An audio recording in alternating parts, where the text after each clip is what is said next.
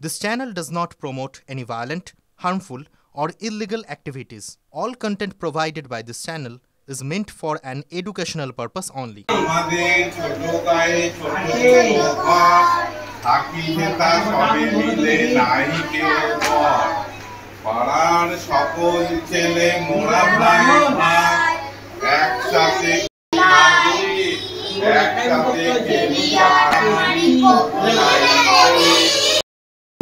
প্রচুর বৃষ্টি পড়ছিল আর টিনের সেটগুলো ফুটোফাটা হয়ে গেছিল, তো গায়ে বাচ্চাদের জল পড়ছিল। একটা সমস্যা ছিল, সেই সমস্যাটা আমরা প্রশাসনকে জানানোর পরে গতকাল আমাদের কাছে তিরপল চলে এসছে, টার্পুলিন চলে এসছে।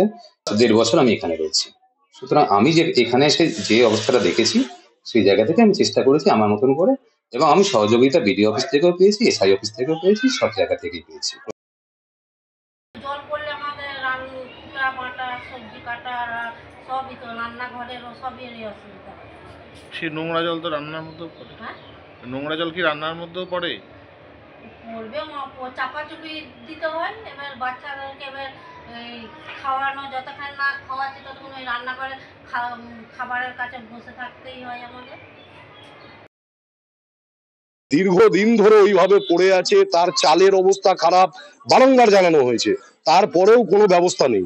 হেডমাস্টার মশাই এখন বলছেন যে কত লক্ষ টাকা কি, তার একবার বলছেন স্কিম, একবার বলছেন যে স্যাংশন। ওটা প্রপোজাল গেছে না স্যাংশন হয়ে গিয়েছে?